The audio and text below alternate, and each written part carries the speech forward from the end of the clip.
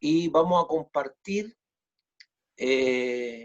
la pantalla con el power que traigo hoy día y, y que Dios nos permita a nosotros poder entender, como dije yo anteriormente, poder entender las cosas que vamos a estudiar. El estudio de hoy día, yo siempre hago una introducción para ubicarnos, ¿verdad? Saber qué es lo que vamos a conversar, qué es el tema. Entonces, hay un hecho fundamental que son nuestras emociones.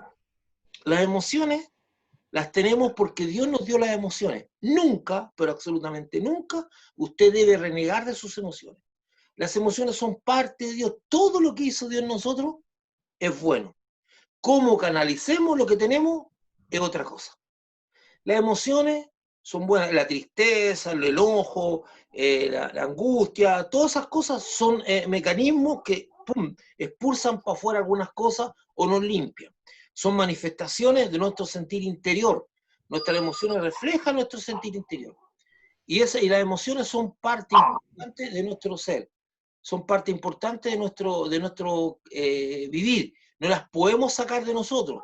Dios es un Dios también emocional, Dios también tiene emociones, ¿verdad? No, Dios, la Biblia dice que Dios anda por los cerros saltando, que Dios se ira, Dios manifiesta emociones. Las emociones de Dios son santas. El asunto de las emociones nos complica. ¿Cuándo nos complica las emociones? Cuando las emociones se desbordan, cuando nuestras emociones se desbordan. Y a través de los actos emocionales, algunas veces nosotros abrimos la boca y decimos cosas que no corresponden.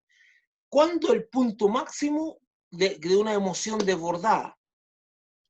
Es cuando yo tomo decisiones en función de las emociones. Decisiones. Muchas personas lamentan hasta el día de hoy haber tomado decisiones bajo una influencia emocional. Por eso, normalmente se recomienda que uno tenga su tiempo de calma, que no actúe bajo un estado emocional, sino que se tome su tiempo. Incluso los que fuimos padres no muchas veces hicimos caso a eso en nuestros castigos. Generalmente uno tenía que tomarse un tiempo de calma para poder razonar bien el tipo de castigo dentro de la disciplina.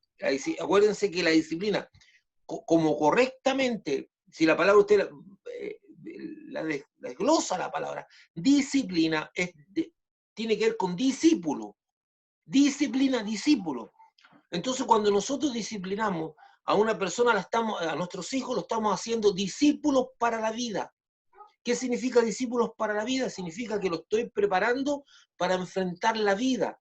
Y en esa preparación para enfrentar la Biblia está el contexto de disciplina, que normalmente conlleva también a premios y castigos, que nosotros hacemos para ir guiando al muchacho para enfrentar la vida, para que forme un carácter que lo ayude a enfrentar la vida.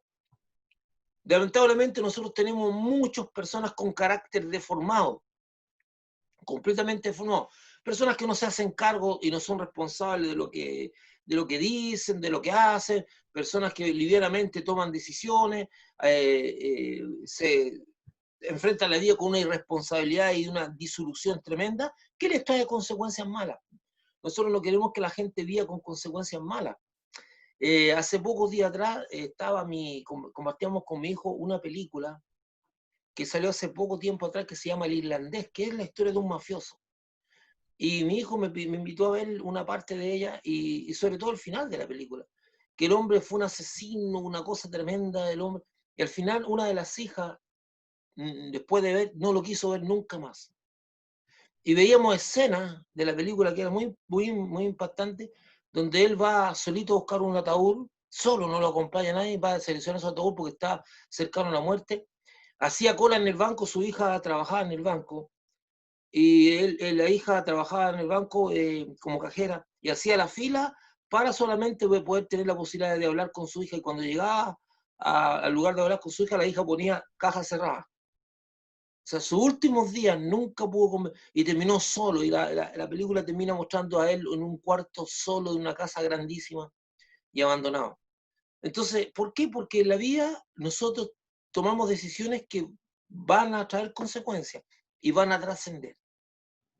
Entonces, hay muchos factores por los cuales usted toma decisiones. Pero hoy día vamos a ver cómo las emociones pueden afectar nuestras decisiones. Voy a compartir con ustedes el Power. Y la idea, ¿cuál es la idea de sacar? Que esto nos ayuda a reflexionar y a interiorizar la idea de que no seamos muy cautos y no tomar decisiones cuando estamos bajo un fuerte impacto emocional, porque eso nos va a afectar y va a traer consecuencias también. Entonces vamos a compartir el Power. Dice, bueno, siempre con Ministerio Bethesda, de nuestro querido Pastor Ronald, y el Ministerio que dice cuando mis emociones afectan mis decisiones. Ya estamos en blanco. No tiene, todo está en blanco, el Power. Vamos a leer una serie de textos. Mire, yo lo motivo a leer esto, yo le mandaré el apunte y todo. No podemos abarcar todo el texto completo. Vamos a tomar extractos del texto y en la medida que pueda voy a ir explicando a algunas personas. En Primera Reyes 22, 1 al 4, el libro de Reyes es un libro histórico, es unas crónicas, es una persona que se sentó, los reyes tenían la costumbre para las generaciones futuras de dejar los acontecimientos, tenían escribas que iban relatando la historia de su reino, claro, más arraigada puede ser porque generalmente ponían las cosas buenas y, y las cosas, no las cosas malas, pero en el caso del pueblo de Israel, los cronistas eran muy certeros y todas las equivocaciones que cometían los reyes las dejaban registradas.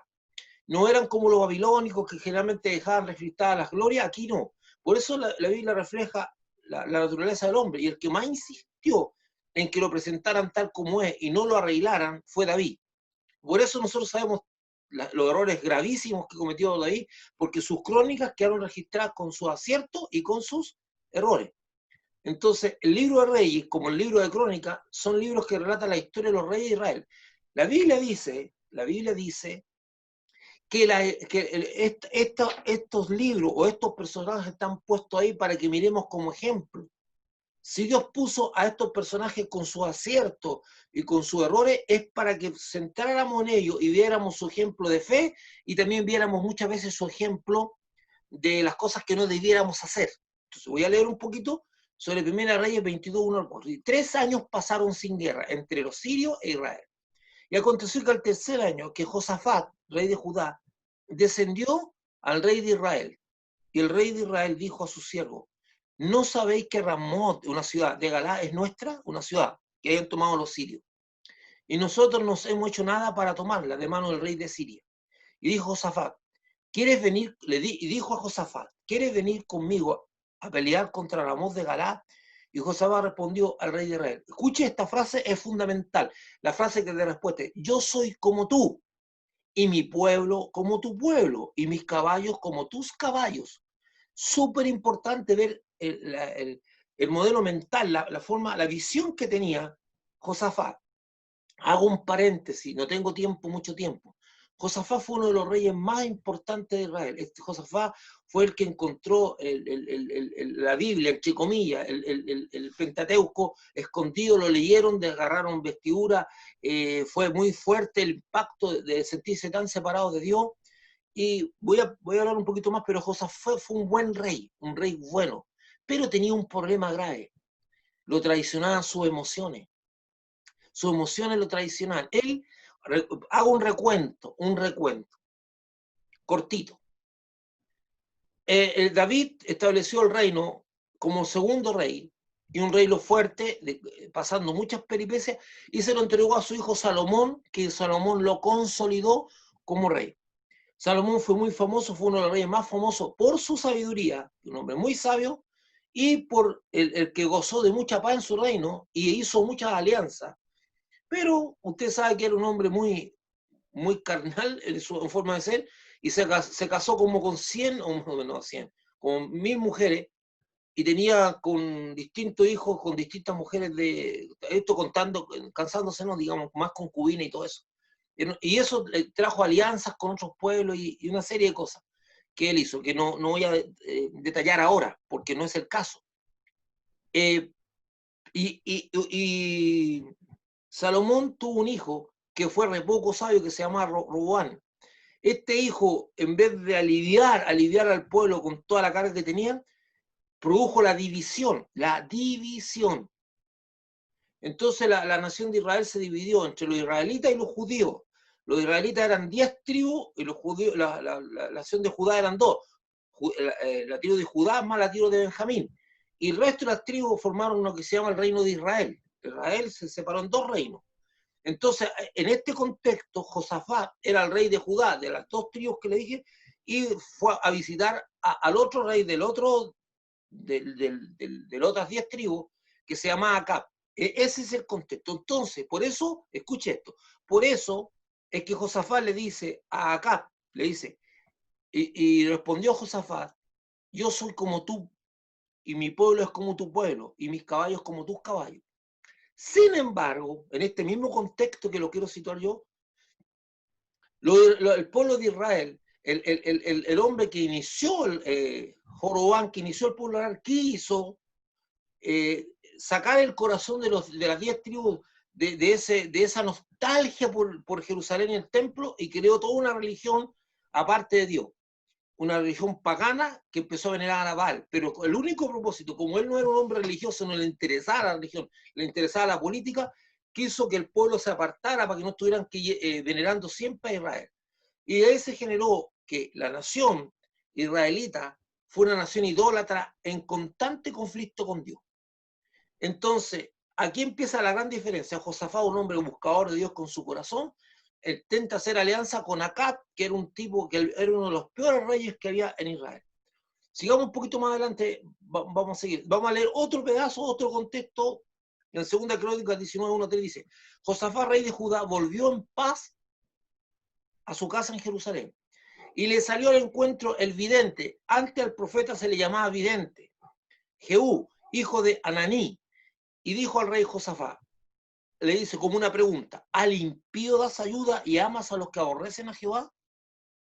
Pues ha salido de la presencia de Jehová ira contra ti por esto. Pero se han hallado en ti buenas cosas, por cuanto has quitado de la tierra las imágenes de acera y has dispuesto tu corazón para buscar a Dios. Entonces a Dios esta alianza, esta unión no le pareció bien, y va y manda un profeta a encarar a Josafat cuando venía de vuelta. Y le dice, tú estás haciendo alianza con gente que aborrece a Dios. Sigamos un poquito más adelante. Otro del contexto, 2 Crónicas 20:35-37, dice, pasadas estas cosas, Josafat, rey de Judá, trabó amistad con Ocosías. ¿Quién era Ocosías? Era el hijo de Acab, el que había muerto, porque acá durante el reinado de Josafat murió el otro rey y hizo, digamos, se estableció en el reinado su hijo Ocosías. Y nuevamente, mire lo que pasa, nuevamente Josafat, en esa nostalgia, en ese amor que sentía por la unidad que él quería del pueblo israelita, nuevamente traba alianza, dice rey de Israel, el cual era dado a la impiedad. ¿Qué es lo que es una persona impía? Es una persona que no es pío, po. Una persona que piadoso es una persona que proclive a Dios. Un impío es contra Dios. Eso es un impío. E hizo con él campaña para construir naves que fuesen a Tarsis. Y construyeron las naves de Esión Geber, en Esión y Geber. Entonces Israel, entonces, entonces Eliezer, hijo de Dodabá, de Maresa, profetizó contra Josafat, diciendo, por cuanto has hecho compañía con Acosías, Jehová destruirá tus obras. Y las naves se rompieron y no pudieron ir a Tarsis. O sea, se hicieron pedazos las naves antes de salir. Y por último, el último texto que nos va a dar el contexto de lo que estamos haciendo, dice, Asa hizo lo resto ante los ojos de Jehová como David su padre. Asa era el papá de Josafat, porque quitó del país a los sodomitas y quitó todos los ídolos de su padre habían hecho. También privó, mire, escuche, privó a su madre Maaca de ser reina madre, la destituyó a su mamá. ¿Por qué? Porque había hecho un ídolo de acera. Además deshizo Asa herido de su madre y lo quemó junto al torrente de Cedrón. Todo este es el contexto que tiene que ver con lo que vamos a estudiar hoy día, tomar decisiones bajo un fuerte impacto emocional. En algunas ocasiones estudiamos las reformas de Josafat. Eso lo voy a dejar para después, porque hizo una serie de reformas muy interesantes. Josafat, rey de Judá, ¿qué hizo para que estas palabras fueran enseñadas a toda persona en cada villa? ¿Qué es lo que hizo él?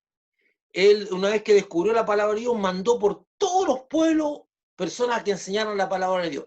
Impactante, eso es digno de ser considerado. Mandó sacerdotes, mandó levitas a todos los pueblos a enseñar la palabra de Dios. Ciudad de su reino, y de cómo esto había influenciado temor en sus potenciales enemigos. Solamente cuando él lo hizo eso, mire, escuche esto, solamente cuando él mandó a gente a enseñar la palabra de Dios, trajo pánico a su entorno, a los reyes que eran sus potenciales enemigos. De cuando él hizo que enseñara, porque los enemigos de Israel sabían que cuando el pueblo se volvía a Dios, empezaba la prosperidad y eran invencibles. Entonces trajo, mire, y esto, yo estoy diciendo las cosas que aparecen en la Biblia. La lectura de la vida de Josafat nos hacen preguntarnos, ¿cómo Josafat, siendo un hombre temeroso de Dios, había hecho alianza con Acab? Acuérdense que Acab se había casado con Jezabel. La Jezabel es una mujer conocida, pero en el entorno bíblico y en el entorno no cristiano, muchas veces la nombran escritores y otros, porque Jezabel era una mujer terrible, era una idólatra hasta los huesos, tenía 400 profetas que le rendaban culto a Baal, a ese ídolo que ustedes ven en la imagen, 400 profetas y 450 profetas que le rendían honor a la diosa Acera. Entonces ella, y además, ella había hecho una campaña de ir matando a cuanto profeta de Dios pillara en el camino. Ella asesinó a muchos de los profetas de Dios, quedaban muy poquitos. Entonces era una mujer y además, una anécdota, un día acá salió a pasear y descubrió una viña, que era la viña de Nabot. Esa viña la quiso tener para él, porque estaba cerca, y fue y le propuso a Nabot comprársela, y Nabot le dijo, nunca yo te voy a vender la herencia de mis padres, porque es una herencia que me dejaron papá. Entonces se fue triste, y la reina Isabel le pregunta, ¿qué te pasa? Y él le cuenta, y dice, ¿cómo acaso tú no eres el rey de Israel? Tómala. ¿Y qué es lo que hizo? Maquinó todo un plan para asesinar a Nabot y apropiarse de la viña. Con esa mujer estaba casado acá, que eran los dos igualitos. Asesino terrible.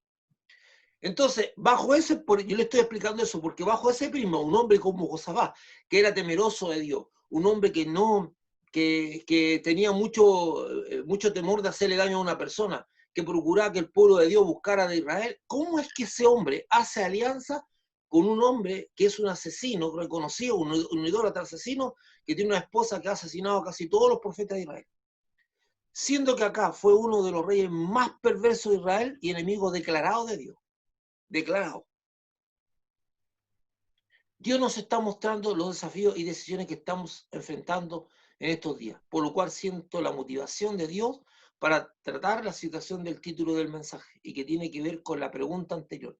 Cuando las emociones determinan mis decisiones, cuando mis decisiones fueron tomadas por el impacto emocional del momento, ¿verdad? Ahí tenemos una mujer que muestra sus distintos estados emocionales, ¿verdad? Muchas veces mis emociones no están alineadas con la palabra de Dios. Por eso la Biblia dice, por ejemplo, airaos, pero no pequéis. No se ponga al sol sobre vuestro enojo. La ira es una emoción que nosotros podemos tener. Una emoción que no se puede evitar. La ira es una emoción que no se puede evitar. Nos sale muchas veces el enojo. Pero dice, pero no pequéis. No se ponga el sol sobre vuestro enojo. Dice, no te acuestes enojado. Porque eso te va a traer consecuencias que te van a afectar. O sea, airarte, tú puedes enojarte. Lo que no puedes hacer es que peques contra Dios. Dice, airaos, pero no pequéis, no se ponga el sol sobre vuestro enojo. O sea, que no nos vamos a acostar enojados. Entonces no se niega la emoción. La emoción, hermano, nunca niegue sus emociones. Sus emociones son parte de usted. Las emociones son como Dios lo hizo. En las emociones no hay una actitud de pecado, sino que cómo maneja las emociones. Entonces, muchas veces mis emociones no están alineadas con la palabra de Dios. Y hoy en día muchos creyentes en Jesucristo están tomando decisiones trascendentes. ¿Y cómo se ven estas decisiones trascendentes? Afectados por sus emociones y llegan a un punto tal de ceguera espiritual que no pueden ver que la palabra de Dios se opone a esas decisiones transformadas en acciones. Hermano amado, yo le quiero decir algo, permiso. Mire, yo he escuchado cosas impresionantes en mi trayecto como hombre de Dios, como persona que he servido a Dios durante mucho tiempo. Por ejemplo, yo he escuchado oraciones que son terribles. Oraciones, mire, se disfrazan de cositas bonitas. Una persona diciendo oraciones que una vez una persona en un momento sufrió un daño por otro. Entonces, la Biblia dice, amad a vuestro enemigo, bendecid a quienes os maldicen. No habla de esas cosas. Ponen a la otra mejilla, todas esas cosas, ¿verdad? En un contexto. Eso todo está en un contexto. No es que nosotros andamos ahí aceptando que todos nos pasen por encima. Es un contexto. Entonces, ¿qué es lo que ocurre? Que hay gente que de repente empieza a orar y dice, Señor, lo entrego en tus manos para que tú hagas lo que tienes que hacer. En suma cuenta le está pidiendo a Dios, hazlo pedazo. Reviéntalo. Es una forma muy, muy extraña de orar, pero yo estoy detrás de eso escondiendo una emoción. Entonces, muchas de las cosas de la ceguera espiritual tienen que ver con que mis emociones no se alinean con la palabra de Dios. Por eso dice, pastor, usted me va a decir, hermano, las emociones vienen, sí. Por eso estamos haciendo este estudio. Porque las emociones no las tiene que reprimir, pero no lo tienen que desbordar. Y tampoco tiene que tomar decisiones basadas en el momento emocional que está viviendo. Cuando nosotros somos impactados emocionalmente, cuando algo nos hace, es el momento de apartarnos a nuestro cuarto y entrar en diálogo con Dios. Entrar en un tiempo de reflexión, entrar en un tiempo de pensamiento. Porque tengo que asegurarme que esas decisiones que voy a tomar no me van a traer consecuencias porque estoy violando la palabra de Dios. Acuérdense que todos los preceptos de Dios, toda la palabra de Dios, a ver, los consejos y recomendaciones yo los puedo tomar o no tomar y no hay ningún problema. Pero los mandamientos de Dios, cuando yo no los cumplo, traen consecuencias. El no cumplir los mandamientos no son sugerencias, son mandamientos. Y eso trae consecuencias. Usted puede irse al libro de Deuteronomio, leer del capítulo 27 al 30, y hay toda una gama diciendo qué consecuencias trae cuando tú haces la palabra de Dios y qué consecuencias va a tener para tu vida cuando tú no la haces. No tengo tiempo para eso ahora, pero las decisiones que yo tome, la palabra que yo diga, trae consecuencias. No hay palabra inocente, no hay respuesta inocente, no hay pregunta inocente. Todas las cosas traen consecuencias. Todas las cosas que yo digo causan un impacto. Por eso debo yo llenarme de la palabra de Dios, porque el impacto que yo quiero que tenga mi palabra, mis acciones, mi decisión de las personas sea bueno y no malo. También yo no quiero que las cosas que yo haga me reboten y me traigan malas consecuencias. Entonces, tomar decisiones muy fuertes cuando estoy bajo un impacto de una cosa emocional es muy delicado. Entonces, sigamos para adelante. La vida del rey Josafat es fascinante y emocionante, con grandes enseñanzas espirituales. Josafat fue contemporáneo a Eliseo, el profeta Eliseo. Eliseo, usted sabe que Eliseo era un hombre de Dios que hacía muchos milagros. No tengo tiempo de explicar más profundamente, pero y también probablemente a Elías. Tiene que haber agarrado un pedacito de la vida de Elías. Acuérdense que Elías era uno de los profetas más añorados por Israel porque fuera de tener poderes sobrenaturales. Además, Elías tenía la capacidad de aparecerse y desaparecerse en algunos lugares. Tenía la capacidad de correr muy rápido. Hacía milagros, hizo llover fuego del cielo. Una serie de cosas. Era muy venerado por el pueblo de Israel. Entonces, Josafat fue contemporáneo, sí, a Eliseo.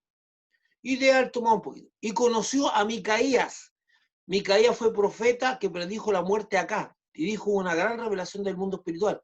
Es decir, vivió en una época fructífera de la profecía.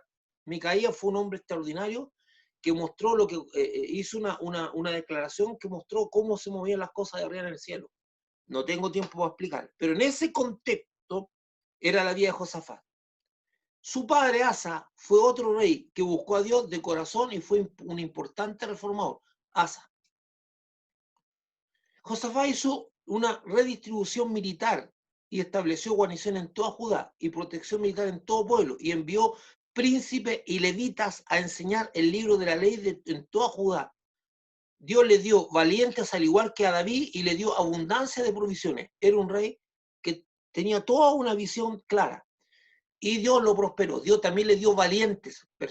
Los valientes de David eran hombres que tenían una capacidad de inspirar al resto del pueblo y eran personas muy especiales, un hombre de mucha fe. Entonces Josafat hizo, y lo más importante que hizo Josafat es que envió a príncipes y levitas a enseñar el libro de la ley en toda Judá, pueblo por pueblo, ciudad por ciudad, lugar por lugar. Fue en su reinado que se acuñó la frase: no es vuestra la guerra, sino de Dios. Cuando fue atacado por Moab y Amón, y Dios le dio una gran victoria sin ningún combate ni pérdida. Eso lo puede leer usted en ese libro, este punto se lo voy a mandar. En 1 Reyes 22, 1 al 14, 3 años pasaron sin guerra entre los sirios y los Israel. Y aconteció que el tercer año que Josafat, rey de Judá, descendió al rey de Israel, el rey de Israel le dijo a su siervo: ¿no sabéis que Ramón de Galaad es nuestra y nosotros nos hemos hecho nada por tomarla de mano del rey de Siria?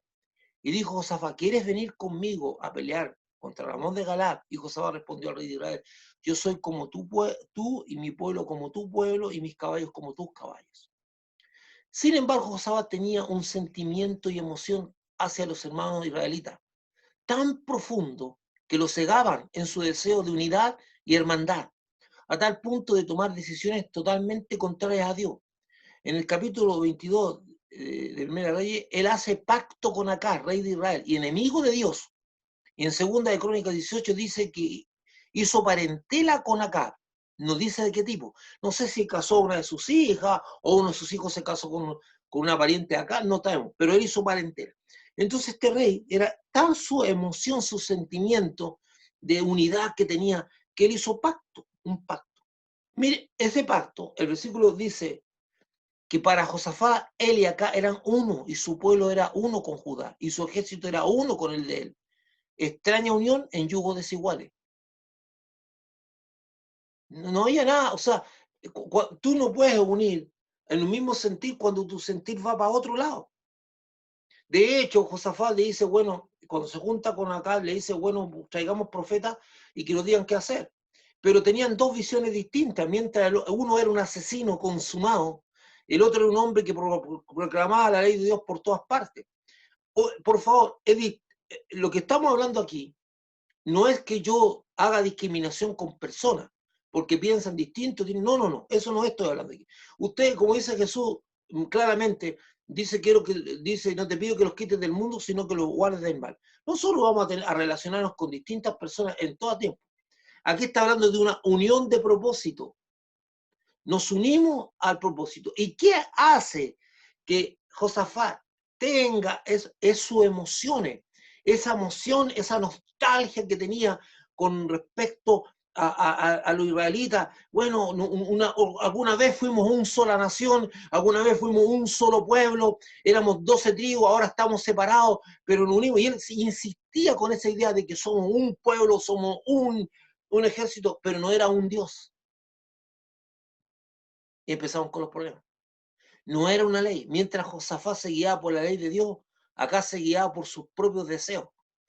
Y si a alguien le caía mal en su reinado o a alguien le estorbaba, muerte. Y los que no adoraban a Baal, muerte. En Segunda de Crónicas 19, estamos repasando un poco los textos. Josafat, rey de Judá, volvió en paz a casa en Jerusalén. Volvió en paz.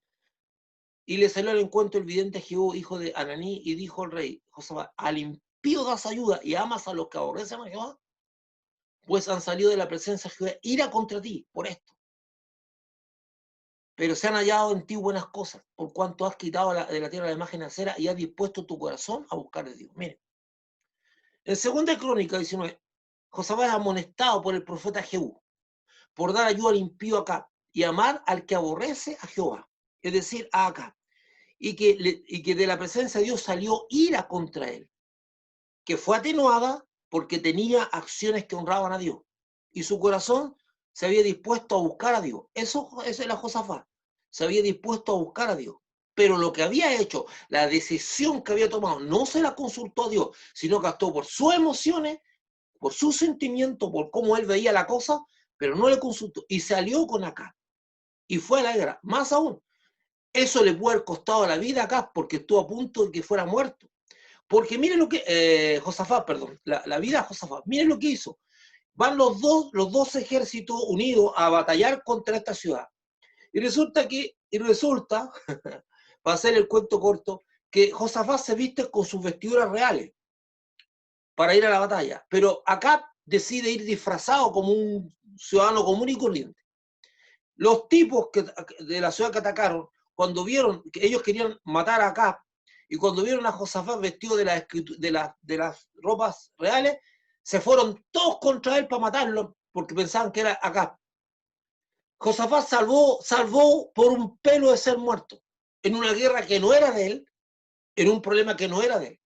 Si no es por la bendición de Dios y porque se retira. Y fíjense cómo es Dios. Acab iba disfrazado y un soldado tiró una flecha al azar y le dio a Acab y murió. El que determina la vida o muerte tuya es Dios. Y cuando Dios te puso fin a tus días, se acabó. Por eso tú eres deudor del Señor, no de hombre alguno. Tú no eres deudor. Quiero decirte más. Nosotros damos gracias y muchas gracias al Señor porque nos dio los médicos y nos dio la posibilidad de tener salud, y estas personas alivian nuestros males. Pero no es un médico el que te va a decir a ti cuando se terminan tus días. El que va a decir cuando se terminan tus días es Dios. Y aunque todo el mundo diga, tú vas a vivir, y si Dios dice, tú ahora te vas, te vas. Y si todo el mundo te dice, tú vas a morir, y Dios dice, no, tú vas a vivir, tú vas a vivir. Por eso es que tú tienes que ir siempre a Dios, no a persona alguna. Dale gracias a Dios por todos los médicos, por toda la gente que existe aquí, porque Dios lo estableció también a ellos. Pero tu destino no depende de hombre alguno, depende de Dios. Y esa debe ser tu fe. Tú no eres deudor de ni un médico, no eres deudor de ni un pastor, no eres deudor de un sacerdote, no eres deudor de un político, no eres deudor de nada. Dios usa esas personas para bendecir tu vida, pero tú eres deudor de Dios. Al único que le debes es al Señor. Y el único que tiene tu vida en sus manos es Dios, no es hombre alguno. Pero nosotros tenemos mala tendencia a honrar a los hombres que a Dios. Como es el problema que hacía, porque nos vamos guiando. Nosotros tenemos que ser agradecidos con los hombres, tanto o más. O sea, deberíamos ser más agradecidos con Dios. Pero honrar a los hombres, pero nuestra dependencia está en Dios. Entonces, veamos, pues, ¿cuántas veces hemos provocado el desagrado de Dios y solo la bendita sangre de Jesucristo nos ha librado? Pero las consecuencias las hemos tenido que asumir de todas maneras, porque hemos actuado por emociones, y algunas veces esas emociones nos han permitido decir cosas que no teníamos que decir y hacer cosas que no teníamos que hacer, que algunas veces nos ha creado enemistad, o sencillamente hasta el día de hoy estamos pagando las consecuencias de algo que hicimos. En 2 Crónicas 20:35, vamos a recordar, hasta el 10 dice, pasadas estas cosas, Josafat, rey de Judá, trabó amistad ahora con Ocosías, rey de Israel. Por favor, una explicación. Yo estoy leyendo textos saltados, hay un montón de lectura que no estoy haciendo aquí, de otras cosas. Cuando dice pasado estas cosas, no está hablando del asunto de acá que leemos anteriormente. Otras cosas que pasaron, porque yo estoy saltándome pedazos. Solamente me estoy centrando en lo que quiero ver ahora. Dice, pasadas estas cosas, Josafat, rey de Judá, trabó amistad con Ocosías, rey de Israel, el cual era dado a la impiedad, e hizo con él compañía para construir naves que fuesen a Tarsis, y construyeron las naves en Esión-Geber, y construyeron las naves de Esión-Geber. Entonces Eliezer, hijo de Dodaba, de Mereza, profetizó contra Josafat diciendo: por cuanto has hecho compañía con Ocosías, Jehová destruirá tus obras. Y las naves se rompieron y pudieron ir a Tarsis. Josafat sí tenía un problema serio con sus emociones hacia Israel. Esta situación con Acá, al parecer, no le quedó como advertencia, sino que en Crónicas 20:35 dice que él vuelve a reincidir en lo mismo, en el mismo pecado, y nuevamente hace alianza con el rey Ocosías de Israel, un hombre dado a la impiedad, y es una vez más amonestado por el profeta. O sea, no le quedó volvió. ¿Por qué? Porque su emoción estaba influenciando fuertemente sus decisiones. Una vez más no se libra de las consecuencias. Esta vez no se libra de las consecuencias y viene la ruina económica, lo pierde todo. Todo lo que ha invertido lo pierde. Y cuando dice todo, puede haber sido algo más que solamente las naves. ¿Cuántas veces Dios dice que terminen las relaciones fornicarias y adúlteras? Y por emociones se las justifican y se vuelven a restablecer. Sin embargo, una vez apagada la pasión y la emoción, viene el desastre al alma y la vida. ¿Cuántas veces Dios nos dice que dejemos de vivir gastando lo que no tenemos y seamos agradecidos y actuando por la tentación?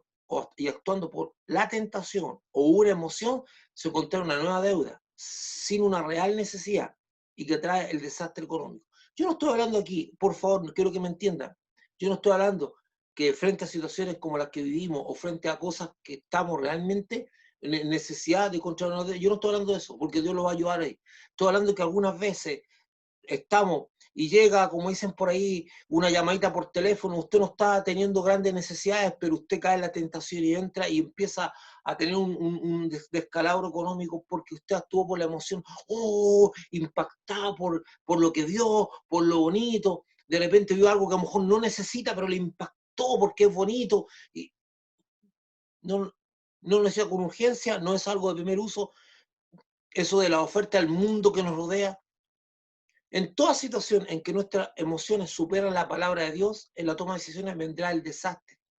En toda situación en que nuestras emociones superan la palabra de Dios, vendrá el desastre. José estuvo a punto de morir por ayudar acá. Asa, ahora veamos el caso contrario. Asa era el rey padre de Josafat, quien en su confianza en Dios venció al ejército etíope, que venía con más de 1 millón de soldados y muchos carros contra Judá, y lo venció clamando a Dios. De hecho, no hubo ni una batalla. Dios venció al ejército etíope, producto de una profecía que le recordó que si se arrepentía y hacía pacto de andar con Dios, sería bendecido y prosperado, y decide eliminar todos los hilos de Judá. Él llega y dice, y hace pacto con Dios. Veamos lo que dice Primera Reyes 15:30, porque estamos viendo una contraparte, la actitud de Josafat. Veamos cómo actúa sin influenciar sus emociones, sino siguiendo lo correcto. Asa, su padre, totalmente al revés de las actuaciones de Josafat. Asa hizo lo recto ante los ojos de Jehová, como David su padre, porque quitó del país a los sodomitas y quitó todos los hilos que su padre habían hecho. Cuando habla de sodomitas, son las personas que imitaban a Sodoma.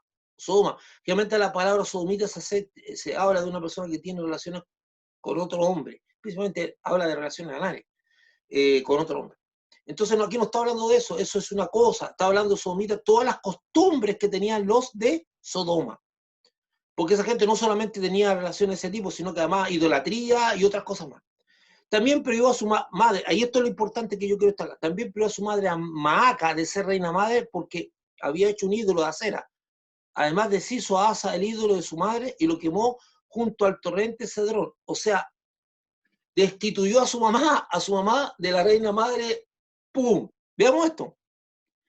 En 1 Reyes 15, 11 al 13 dice que fue tal su convicción sobre lo abominable de la idolatría que destituyó a su propia madre del título real de reina, madre por ser idólatra.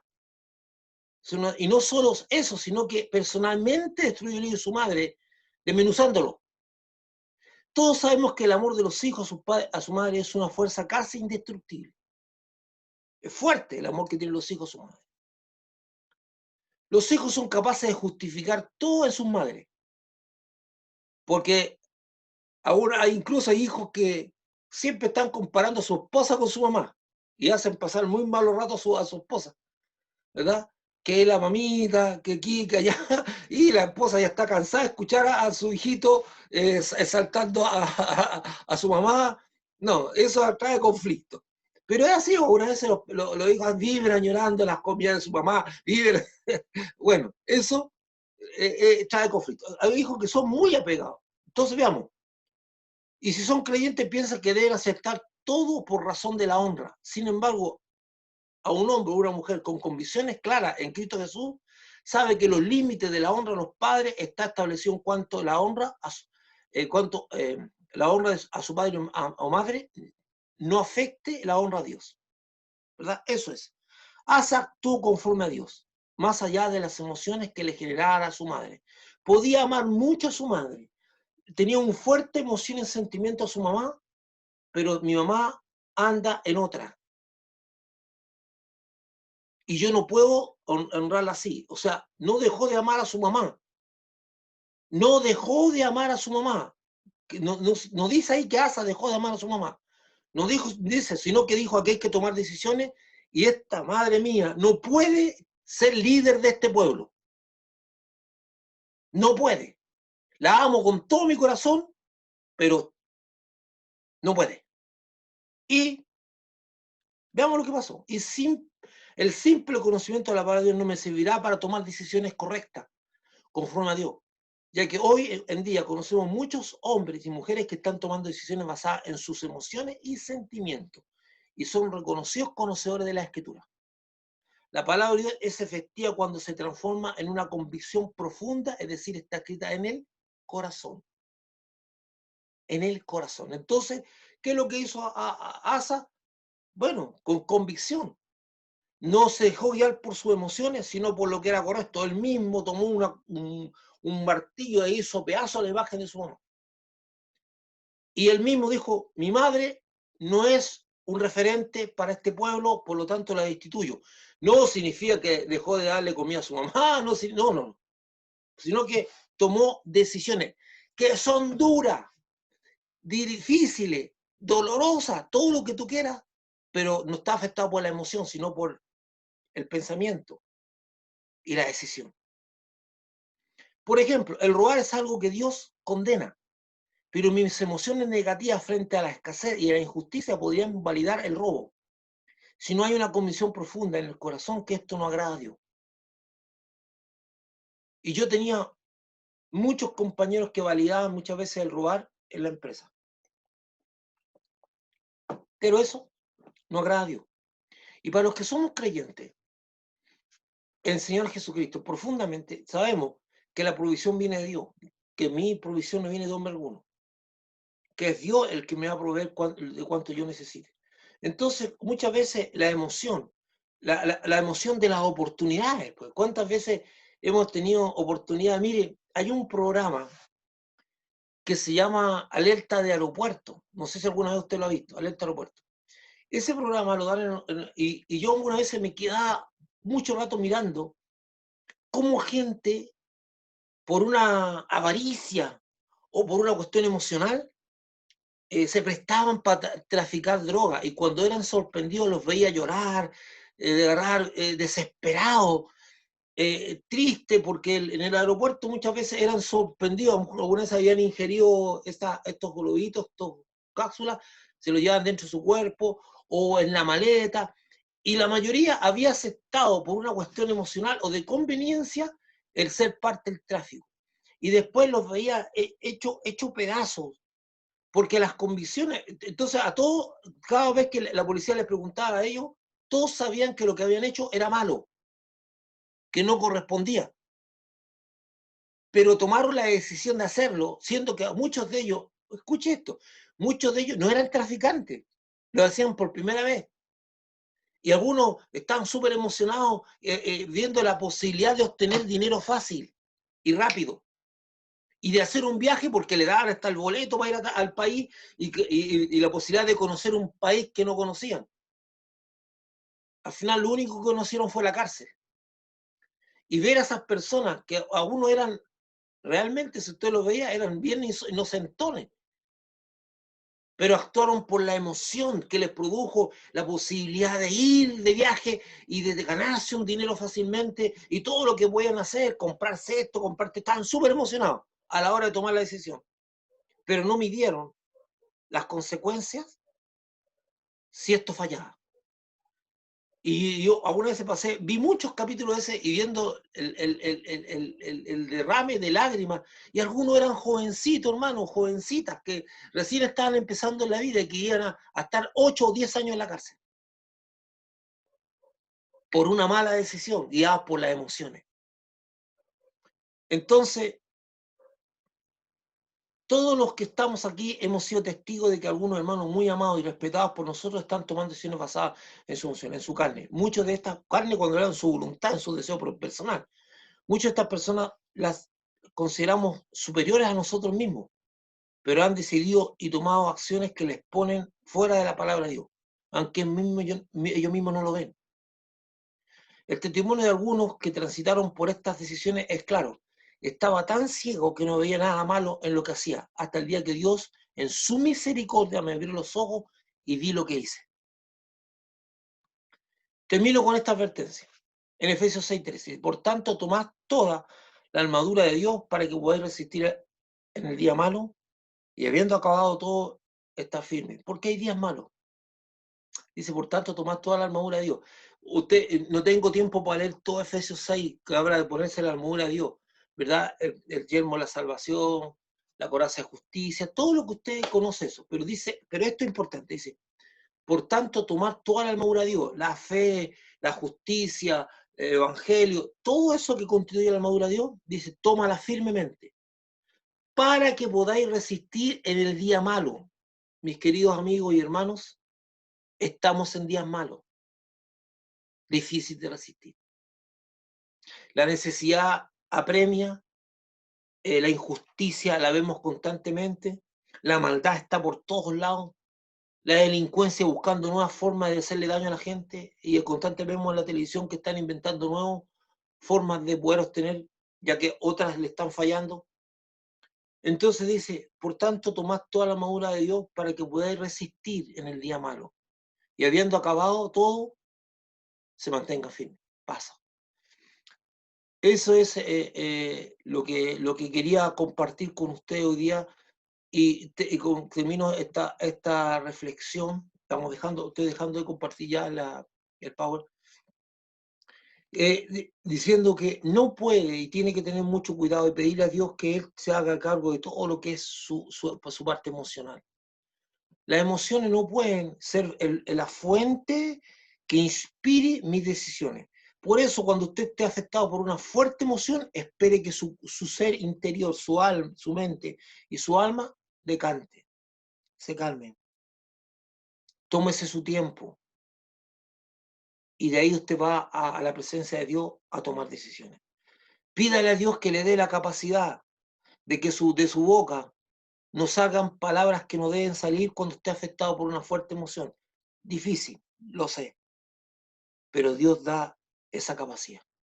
Para no decirle lo que usted no tiene que decir y que va a afectar, y después usted se va a arrepentir, ¿y para qué dije esto? Y usted va a tratar de que se olvide, pero las consecuencias de sus palabras van a permanecer mucho tiempo en el corazón y en el alma de las personas, y usted no lo va a saber. Usted no sabe qué cosa fue lo grave que influenció en el corazón y en el alma de una persona.